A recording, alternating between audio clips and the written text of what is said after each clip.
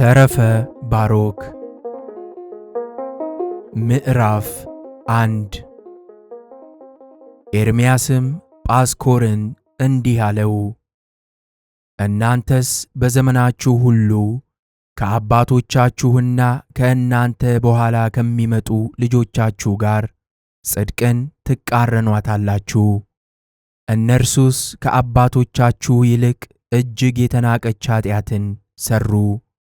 እነርሱም ዋጋ የማይገኝለትን ይሸጡታል፣ ሕማማትን የሚያስወግደውን እንዲታመም ያደርጉታል፣ ኃጢአትን የሚያስተሰርየውን ይፈርዱበታል። የእስራኤል ልጆች የተስማሙበትን የክብሩን ዋጋ 30 ብር ይቀበላሉ። ያንም ብር ለሸክላ ሰሪ ቦታ ዋጋ አድርገው ይሰጡታል። እግዚአብሔርም እንዳዘዘኝ እንዲሁ እናገራለሁ። ስለዚህ ንጹሕ ደምን ፈርደው አፍስሰዋልና ፍርድና ጥፋት በእነርሱ ላይ ከእነርሱም በኋላ በልጆቻቸው ላይ ይወርድባቸዋል። ወደ ባቢሎን በተማረኩ ጊዜ ስውር ያልሆነ ባሮክ ከተናገረው ነገር የቀረ ይህ ነው። እንዲህም ሆነ፣ የከለዳውያን ንጉሥ የእስራኤልን ልጆች በማረካቸው ጊዜ እግዚአብሔር ኤርምያስን ተናገረው፣ እንዲህም አለው፣ ወዳጄ ኤርምያስ ሆይ ከዚህች ከተማ ውጣ። ከሚኖሩባት ሰዎች ኃጢአት ብዛት የተነሣ አጠፋታለሁና አንተና ባሮክ ውጡ። ልመናህ በከተማይቱ መካከል እንደ ጽኑ ምሰሶ በዙሪያዋም እንደ አድማስ ቅጥር ነውና አሁንም የከለዳውያን ሰራዊት ሳይመጣና ሀገሪቱን ሳይከባት ተነስታችሁ ሂዱ ውጡም። ኤርምያስም እንዲህ ሲል ተናገረ፣ ጌታዬ ሆይ እለምንሃለሁ፣ በፊትህ ይናገር ዘንድ ባሪያህን እዘዘው። እግዚአብሔርም ወዳጄ ኤርምያስ ሆይ ተናገር አለው። ኤርምያስም እንዲህ ሲል ተናገረ፣ ሁሉን የምትገዛ አቤቱ ንጉሡ ከሰራዊቱ ጋር ይታበይና በአምላክ ከተማ በረታሁባት ይል ዘንድ የመረጥካትን ይህችን ከተማ በከለዳውያን እጅ አሳልፈ ትሰጣለህን? አቤቱ ይህ አይሁን፣ ከወደድክም በእጅህ አጥፋት። እግዚአብሔርም ኤርምያስን አለው፣ በሚኖሩባት ሰዎች ኃጢአት አጥፋታለሁና አንተ ወዳጄ ስለሆንክ ባሮክና አንተ ተነስታችሁ ውጡ። እኔ አስቀድሜ በሮቿን ካልከፈትኩ ንጉሡና ሰራዊቱ ወደ አገሪቱ መግባት አይቻላቸውምና። አሁንም ተነስተህ ወደ ባሮክ ሂድ፣ ይህንም ነገር ሁሉ ንገረው። ከሌሊቱ 6 ሰዓት በሆነ ጊዜ ተነስታችሁ ወደ ከተማይቱ ቅጥር ኑ፣ እኔ አሳያችኋለሁ። እኔም አስቀድሜ ከተማይቱን ካላጠፋኋት ወደ እርሷ መግባት አይችሉም። ጌታም ይህን ተናግሮ ከኤርምያስ ዘንድ ሄደ። ያን ጊዜም ኤርምያስ ልብሱን ቀደደ፣ በራሱም ላይ ትቢያ ነሰነሰ፣ ወደ ቤተ መቅደስም ገባ። ባሮክም ኤርምያስን በራሱ ላይ ትቢያ ነስንሶ ልብሶቹንም ቀዶ ባየው ጊዜ አባቴ ኤርምያስ ሆይ ምን ሆንክ? ሕዝቡስ ምን ኃጢአት ሠሩ? ብሎ ቃሉን አሰምቶ ጮኸ። ሕዝቡ በሳቱ ጊዜ ኤርምያስ ያዝን ነበርና በራሱም ትቢያ ይነሰንስ ነበርና የሕዝቡም በደላቸው እስኪሰረይላቸው ድረስ ለሕዝቡ ይጸልይላቸው ነበርና። ባሮክም አባቴ ኤርምያስ ሆይ ምን ሆንክ? ብሎ ጠየቀው። ኤርምያስም እንዲህ አለው፣ ልቦናችንን እንቅደድ እንጂ ልብሶቻችንን እንዳንቀድ ተጠበቅ አለው። ከዛሬ ጀምሮ እነዚህን ወገኖች ይቅር አይሏቸውምና እንባን እስክንሞላቸው ድረስ በሚገባ እናለቅስ ዘንድ ወደ ጉድጓዶች ውሃን አንጨምር አለው። ባሮክም አባቴ ኤርምያስ ሆይ ምን ሆንክ? አለ። ኤርምያስም አምላክ ከተማዋን በከላውዴዎን ንጉሥ እጅ አሳልፎ ይሰጣታልና ሕዝቡንም በክፉ ነገር ይማርካቸዋልና ነው አለው። ባሮክም ይህን ሁሉ ነገር ሰምቶ ልብሶቹን ቀደደና አባቴ ኤርምያስ ሆይ ምን ላኩብህ? አለው። ኤርምያስም ነገሩን በእውነት ታውቅ ዘንድ ከሌሊቱ እስከ 6 ሰዓት ድረስ እኔ ጋር ቆይ አለው። በቤተ መቅደስም እያለቀሱ ተቀመጡ። ከሌሊቱም 6 ሰዓት በሆነ ጊዜ እግዚአብሔር ኤርምያስን ይወጣ ዘንድ ነገረው። ከባሮክም ጋር ወጣ፣ ወደ ቅጽሩም ደረሱ። እየጸለዩም ተቀመጡ።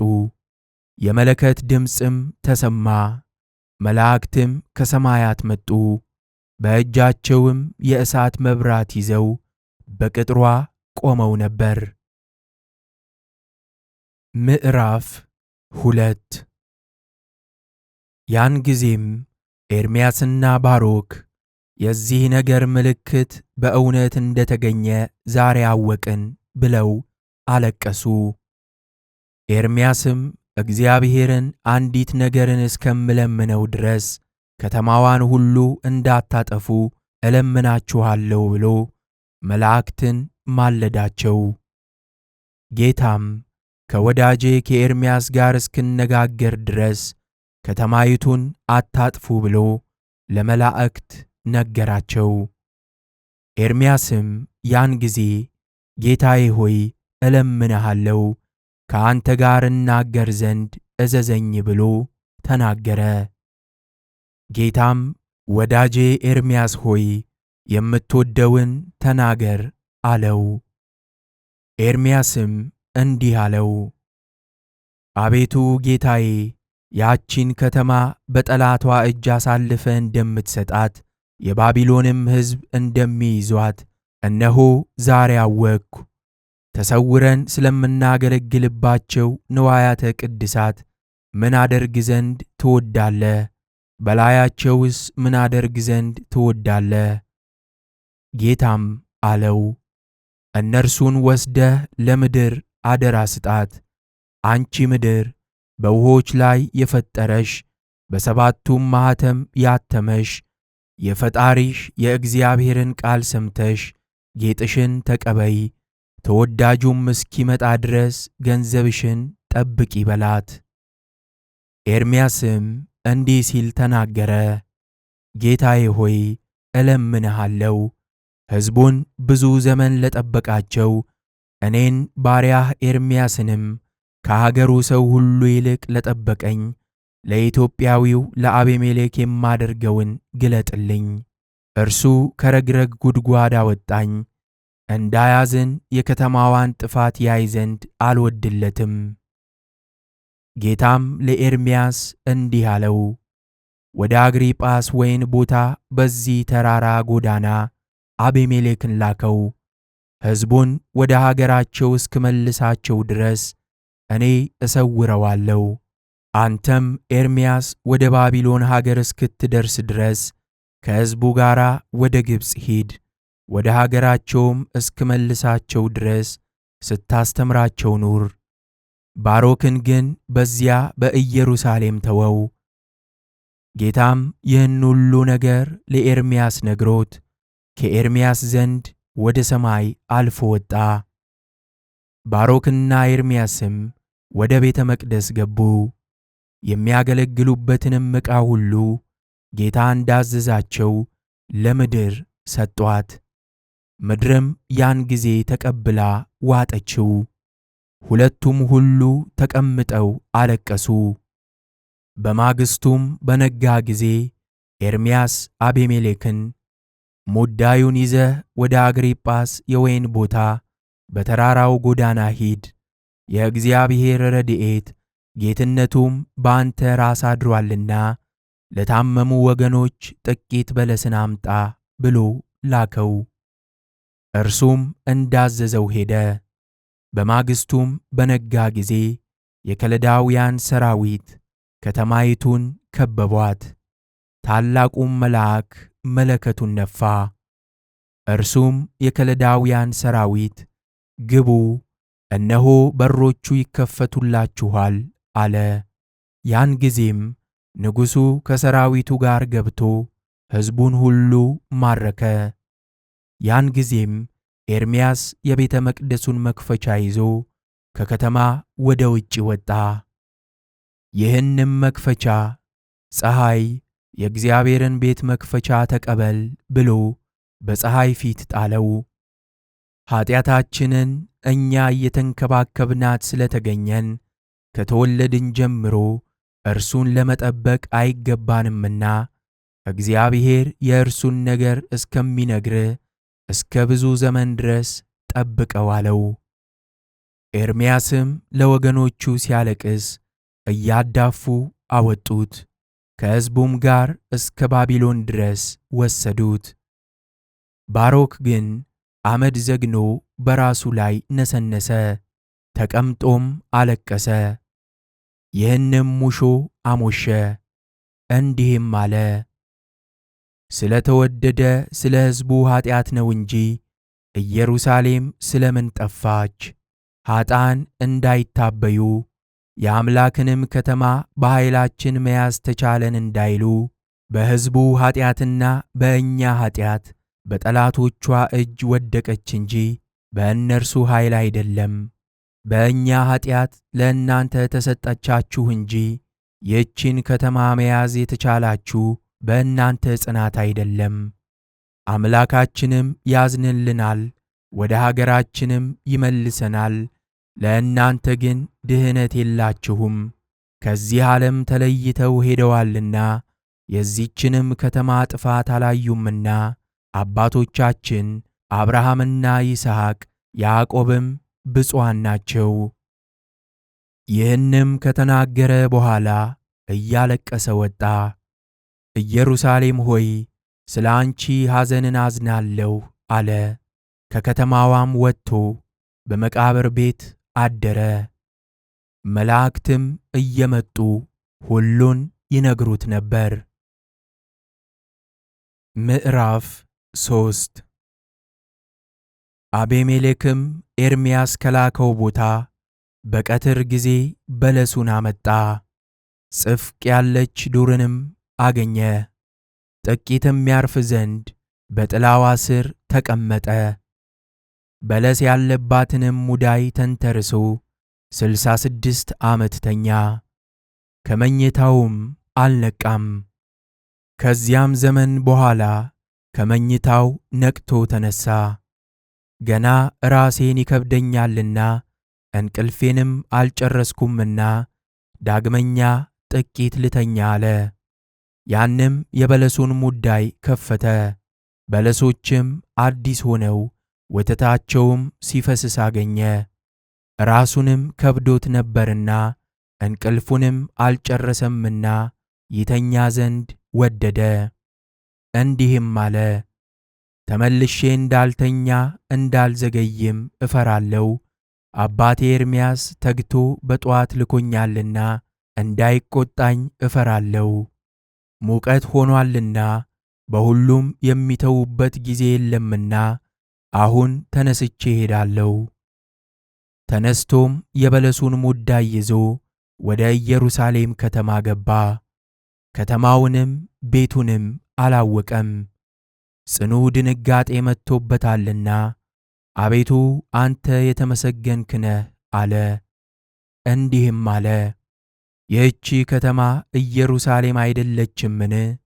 በተራራው ጎዳና መጥቻለሁና ራሴንም ከብዶኛልና እንቅልፌንም አልጨረስኩምና አእምሮዬን ዘንግቼ ምናልባት ተስቶኝ ይሆን? ከተማይቱ ባዕድ እንደሆነችብኝ በኤርምያስ ዘንድ ይህን ነገር እንዴት እናገራለሁ?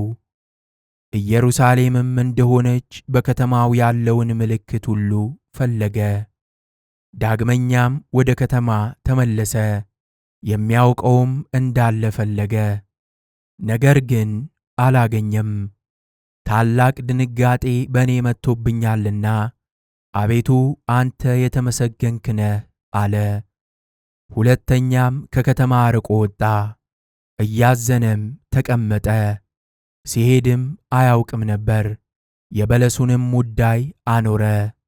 ይህን ድንቁርና እግዚአብሔር ከእኔ እስኪያርቅልኝ ድረስ በዚህ እቀመጣለሁ አለ።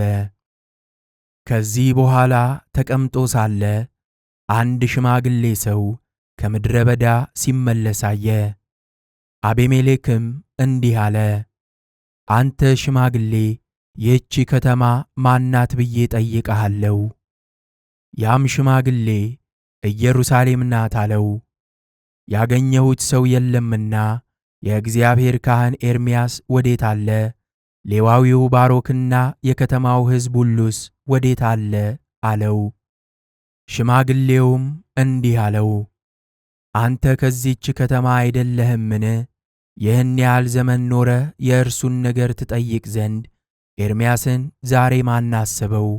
ተማርኮ በባቢሎን ንጉሥ በናቡከደነፆር እጅ ተሰጥቶአልና እስራኤልንም ያስተምር ዘንድ ወደ ባቢሎን ሄዶአልና ኤርምያስስ ከሕዝቡ ጋር በባቢሎን አለ። አቤሜሌክም ያን ጊዜ ከዚያ ከሽማግሌው ይህን ቃል ሰማ። አቤሜሌክም እንዲህ አለው፣ ሰውን ይልቁንም ሽማግሌውን ሰው ሊንቁት አይገባም እንጂ አንተ ሽማግሌ ሰው ባትሆን በሰደብኩህ ነበር፣ በአንተም በዘበትኩብህ ነበር። ያም ባይሆን አእምሮውን ያጣ ሽማግሌ ብዬ በሰደብኩህ ነበር። ሕዝቡ ተማርከው ወደ ባቢሎን ሄዱ ስለምትለውስ ነገር የሰማይ ሻሻቴ እንኳን በእነርሱ ላይ ቢወርድ ወደ ባቢሎን ተማርከው የሄዱ ዘንድ ጊዜው አይደለም። አንተ ግን ተማርከው ወደ ባቢሎን ሄዱ ትላለህ። በሕዝቡ ዘንድ ላሉ ለበሽተኞች እንሰጥ ዘንድ አባቴ ኤርምያስ እኔን እንደላከኝ ጥቂት በለስ ላመጣ ወደ አግሪጳስ ወይን ቦታ ሄድኩ። ሄጄም ከዚያ ደረስኩ፣ ያዘዘኝንም ይዤ ተመለስኩ። ሲሄድም አንዲት ዛፍ አገኘው፣ የቀትር ጊዜ ነበርና በበታቿ አርፍ ዘንድ ተቀመጥኩ።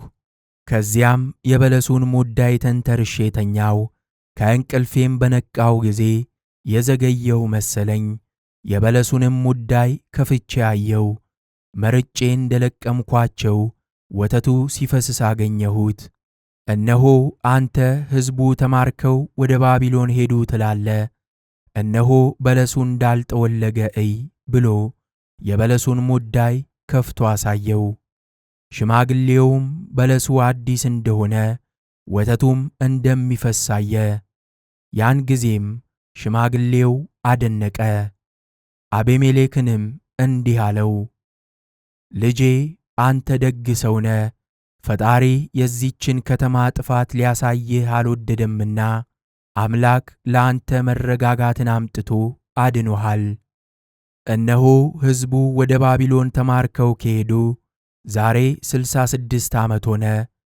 ልጄ ፈጽመህ ልታውቅስ ከወደድክ ዘሮቿ እንደ በቀሉ ወደ እርሻዎች ፈጽመህ ተመልከት፣ የበለስም ጊዜው አይደለም። ያን ጊዜ አቤሜሌክ የዚህ ሁሉ ጊዜው እንዳልሆነ አወቀ።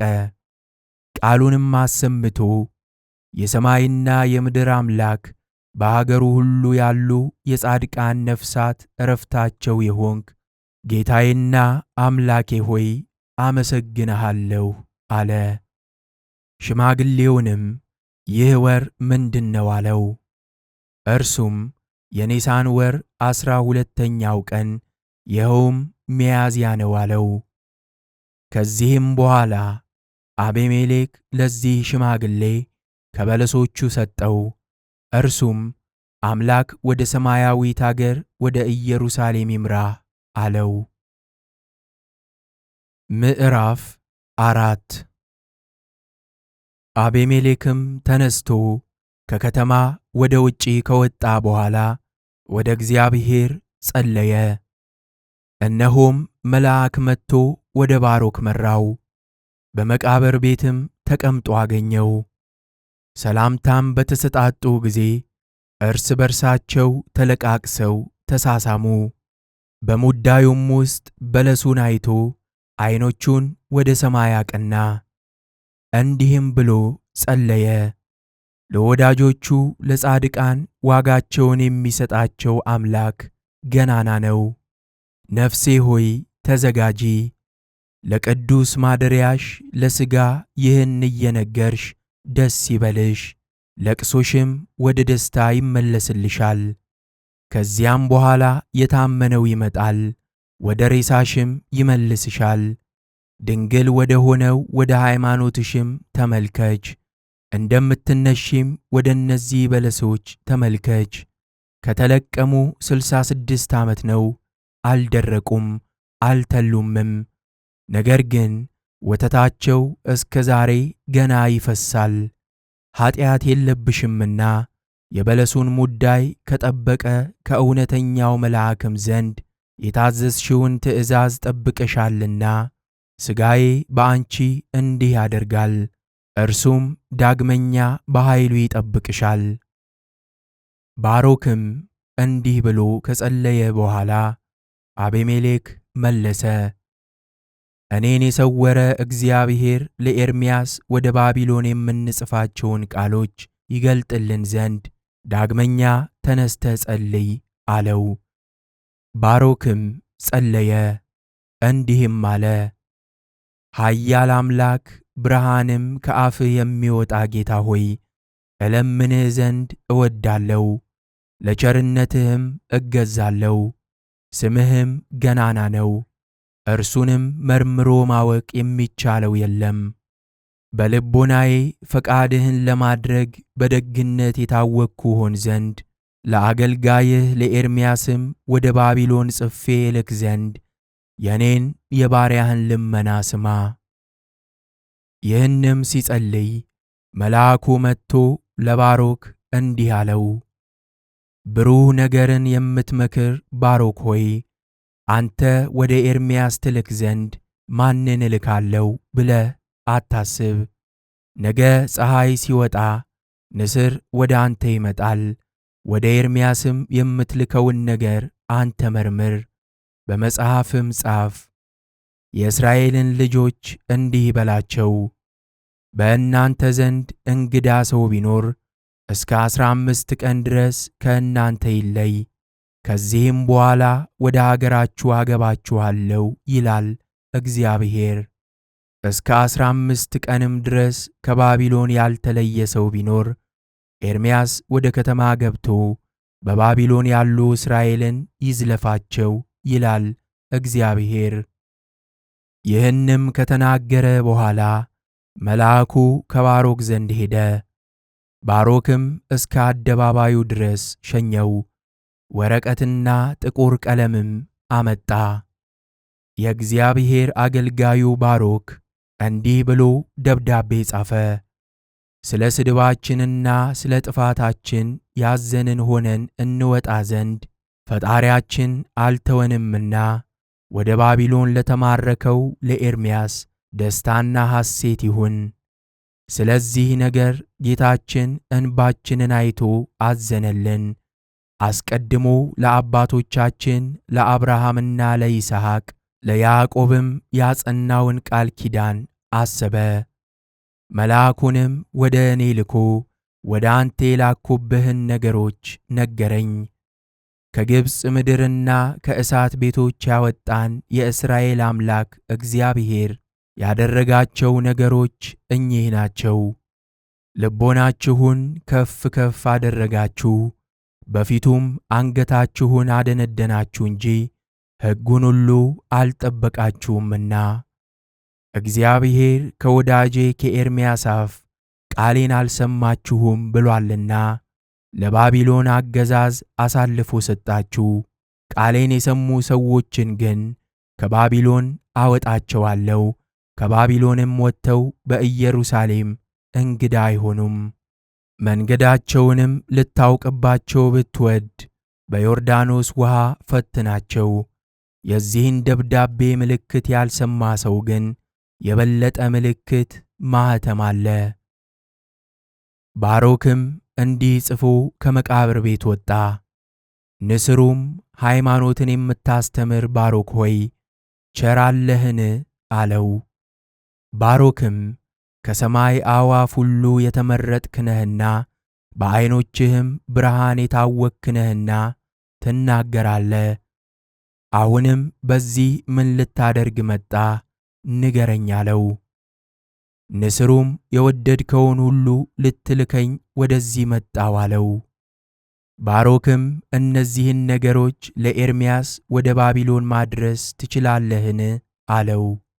ንስሩም ስለዚህ ተላክሁ አለው። ባሮክም ደብዳቤውን ያዘ። ከዚያ አቤሜሌክ ከሰጠው ከበለሱ ሙዳይም 15ቱን በለስ አምጥቶ በንስሩ አንገት አሰረ። የአዕዋፍ ሁሉ ንጉሣቸው ንስር ሆይ በሰላምና በደህና ሂደህ ወሬያቸውን አምጣልን እልሃለሁ አለው። ኖኅ የላከውን ዳግመኛም ወደ እርሱ መመለስን እምቢ ያለውን ቁራ አትምሰለው። ነገር ግን ለኖኅ ቃሏን 3 ጊዜ የመለሰች እርግብን ምሰላት።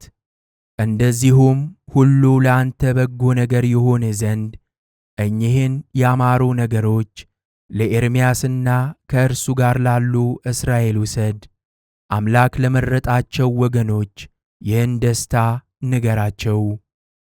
አዕዋፍም ሁሉ ቢከቡህ ይገድሉህም ዘንድ ወደው የጽድቅ ጠላቶች ሁሉ ቢከቡህ ስለ እውነት ቀድመሃቸው ሂድ። ጌታም ኃይልን ይሰጥሃል።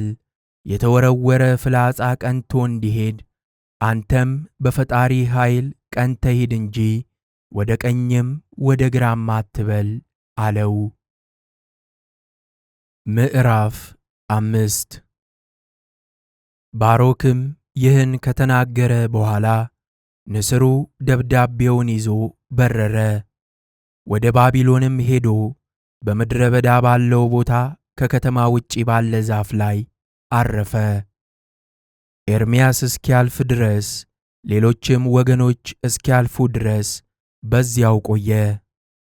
ኤርምያስም ናቡከደነፆርን ከወገኖች የሞተውን የምቀብርበት ቦታ ስጠኝ ብሎ ለምኗልና እርሱም ሰጥቶታልና ሕዝቡ የሞተውን ሰው ሊቀብሩ በዚያ በኩል አለፉ።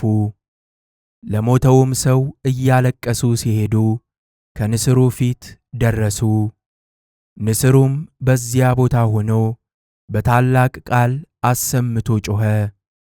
አምላክ የመረጠህ ኤርምያስ ሆይ ለአንተ እነግርሃለሁ፣ ሄደህ ሕዝቡን ሁሉ ሰብስባቸው፣ እኔ ያመጣሁትን መልካም የምሥራች እስኪሰሙ ድረስ ወደዚህ ይምጡ አለው። ኤርምያስም ይህን ሰምቶ እግዚአብሔርን አመሰገነው። ያን ጊዜም ሕዝቡን ሁሉ ሚስቶቻቸውንም ልጆቻቸውንም ሰበሰበ። እነርሱም ንስሩ ወዳለበት ደረሱ። ንስሩም ሬሳው ወዳለበት ወርዶ ረገጠው፣ ሙቱም ተነሣ። ይህንም ያደረገ ስለ ተደረገላቸው ተአምራት ሕዝቡ ሁሉ ያምኑና ያደንቁ ዘንድ ነው። እነርሱም ከሙሴ ጋር በምድረ በዳ ሳሉ ለአባቶቻችን የታያቸው አምላካችን እነሆ ይህ ነው፣ ዛሬም በታላቅ ንስር አምሳል ለእኛ የታየን እርሱ ነው አሉ። ንስሩም ኤርምያስን እንዲህ አለው፣ መጥተህ ይህን ደብዳቤ ከፍተህ ለሕዝቡ አንብብላቸው። እርሱም ለሕዝቡ አነበበላቸው።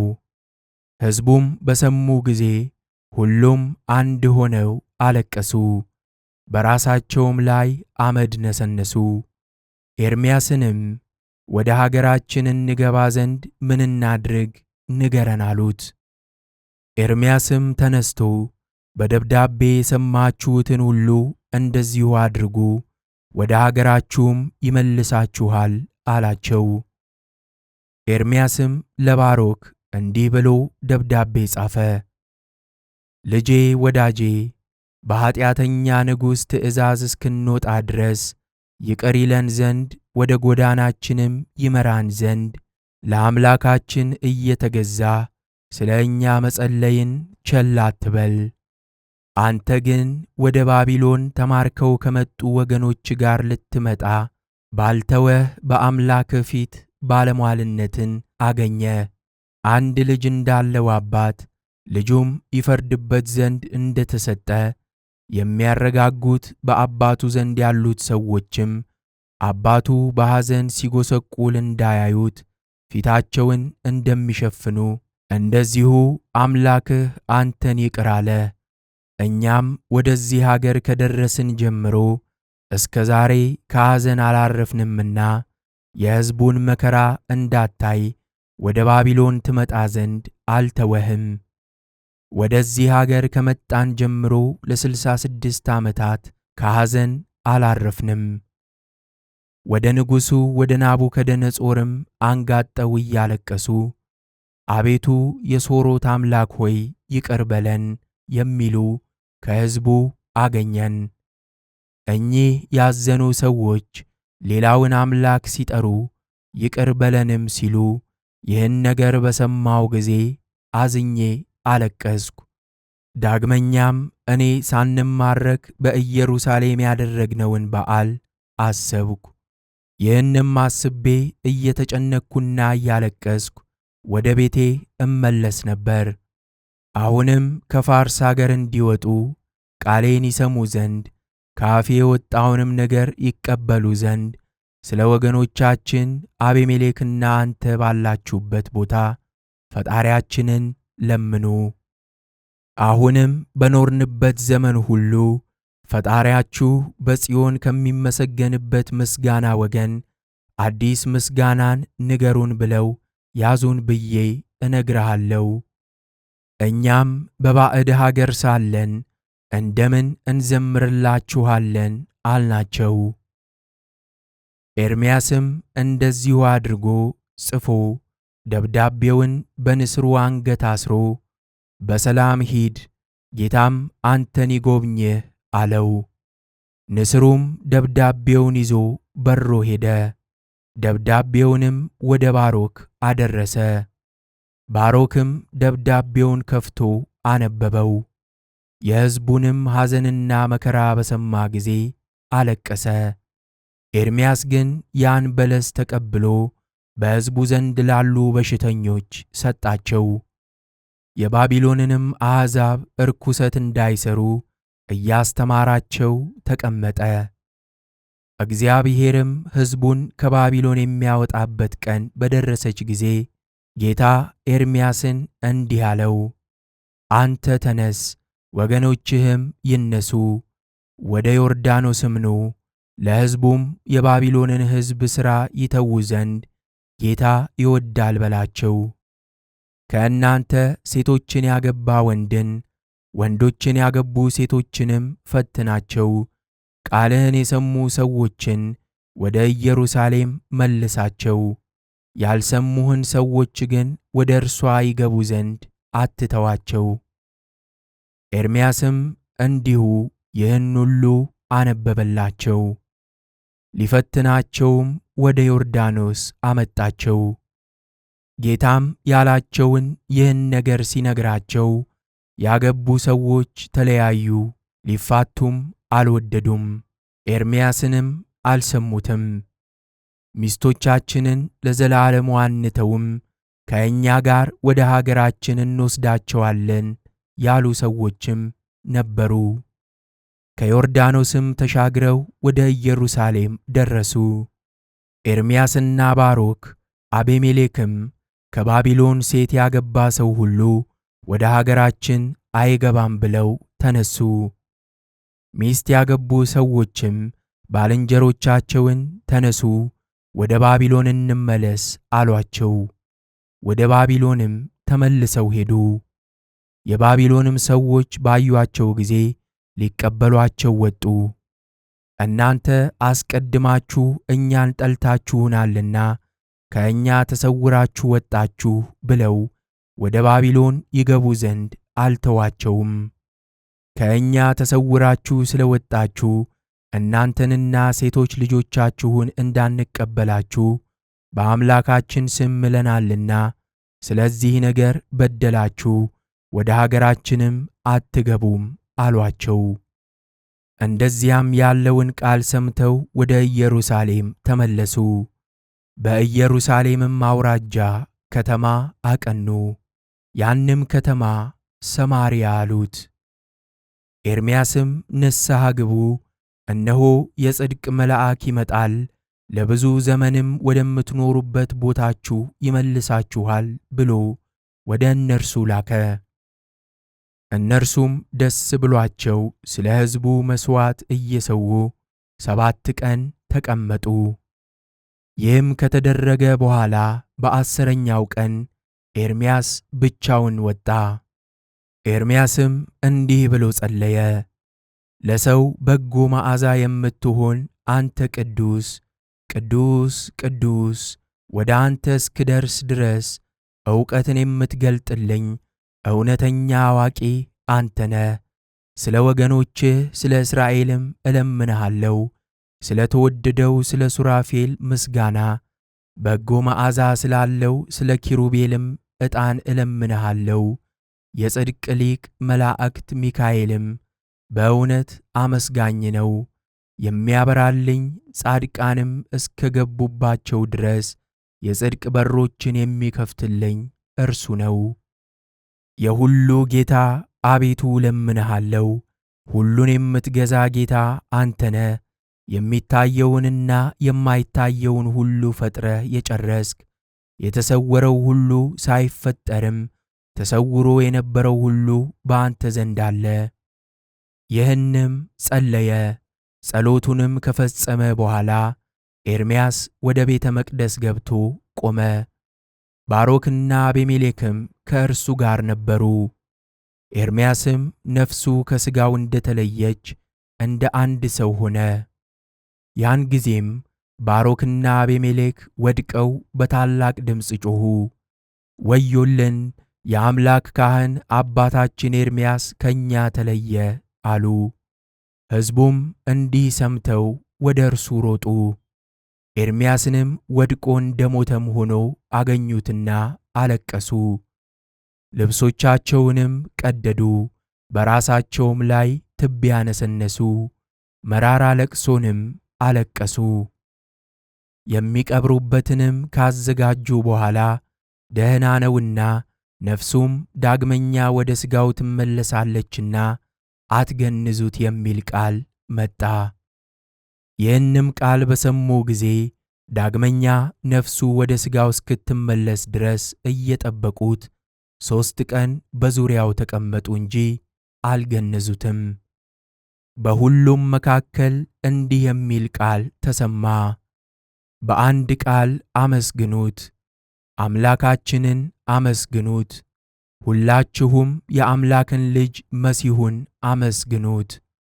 የዓለም ሁሉ ብርሃን የአምላክ ልጅ ኢየሱስም ይፈርድባችኋል። የማይጠፋ ብርሃን የሃይማኖትም ሕይወት ነው። ከዚህ ዘመን በኋላም ወደ ምድር ለመምጣቱ 333 የቀን ሱባዔ ይሆናል። በገነት መካከል ያለ ያልተተከለ የሕይወት ዛፍ ዛፎችን ሁሉ ፍሬ እንዲያፈሩ የደረቁትም ወደ እርሱ እንዲመጡ ያደርጋቸዋል። ፍሬ እንዲያፈሩ እንዲለመልሙና እንዲያድጉም ያደርጋቸዋል። ሥሩ ምድርን እንዳልያዘ ተክል ሥራቸው እንዳይደርቅ ለሰማያዊ አምላክ ግብርን እንስጥ። ቀይ መልክ ያለው ቀለምም እንደ ባዘቶ ይነጣል። የጣፈጠው ውሃ መራራ ይሆናል፣ መራራውም የጣፈጠ ይሆናል። በልጁም አንደበት ፍሬን ያፈሩ ዘንድ እግዚአብሔር በታላቅ ሐሴትና ደስታ ደሴቶችን ይመርቃቸዋል። እርሱም ራሱ ሰው ሆኖ ወደዚህ ዓለም ይመጣል። እኔ ሰው ሆኖ ያየሁት ከአባቱም ወደዚህ ዓለም የሚላከው ሰው ሆኖም ወደዚህ ዓለም የሚመጣው እርሱ አብሮአቸው ይታይ ዘንድ ይገለጥላቸውም ዘንድ 12 ሐዋርያትን ለእርሱ ይመርጣል። ወደ ደብረ ዘይትም ይሄዳል፣ የተራበችንም ነፍስ ሁሉ ያጠግባል። ወደዚህ ዓለም እንደሚመጣ ኤርምያስ የአምላክን ልጅ ነገር እንዲህ ተናገረ። ሕዝቡም ይህን ነገር በሰሙ ጊዜ ኤርምያስ የአምላክን ልጅ አምላክን አየሁት ብሎ ስለ ተናገረው ስለዚህ ነገር ተቆጡ። እነሆም በኢሳይያስ እንዳደረግን በእርሱም እናድርግበት ተነሱ አሉ። እኩሌቶቹ በደንጊያ ወግረን እንግደለው እንጂ አይሆንም አሉ። ባሮክና አቤሜሌክም በዚህች ሞት አትግደሉት ብለው ጮኹላቸው። ባሮክና አቤሜሌክም ስለ ኤርምያስ አዘኑ። ዳግመኛም ያያቸውን የተሰወሩ ምስጢሮችን ይነግራቸው ዘንድ አልተዉትም። ኤርምያስም ያየሁትን ሁሉ እስካስተምራችሁ ድረስ እኔን መግደል አይችሉምና አታልቅሱ አላቸው። አሁንም አንዲት ድንጋይ አምጡልኝ አላቸው። እነርሱም አንዲት ድንጋይ አመጡለት። እርሱም አቆማት። የዘላለም ብርሃን ሆይ ይህችን ድንጋይ እንደ እኔ ትሆን ዘንድ አድርግልኝ አለ። ያን ጊዜም ድንጋዩ ኤርምያስን በመልክ የሚመስለው ሆነ። ኤርምያስንም መሰላቸውና ድንጋዩን በድንጋይ ይደበድቡ ጀመር። ወንጀልንም ጨረሱ። ኤርምያስ ግን ያያቸውን ምስጢሮች ሁሉ ለባሮክና ለአቤሜሌክ ነገራቸው። ይህንም ነግሯቸው ከጨረሰ በኋላ ምግብናውን ይፈጽም ዘንድ ወደደ። ሄዶም በሕዝቡ መካከል ቆመ። ያን ጊዜም ያ ድንጋይ እናንተ ሰነፎች የእስራኤል ልጆች ኤርምያስን መስያችሁ በድንጋይ ስለምን ትደበድቡኛላችሁ? ኤርምያስስ እነሆ በመካከላችሁ ቆሟል ብሎ ጮኸ። ኤርምያስንም ባዩት ጊዜ ብዙ ድንጋይ ይዘው ወደ እርሱ ሮጡ። እርሱም ምስክርነቱን ጨረሰ። ባሮክና አቤሜሌክም መጥተው ቀበሩት። ያንም ድንጋይ አምጥተው በመቃብሩ አፍ እንደ መዝጊያ አድርገው አኖሩት። የኤርምያስ ረዳቱ እነሆ ይህ ድንጋይ ነው ብለው በውስጡ ጻፉ።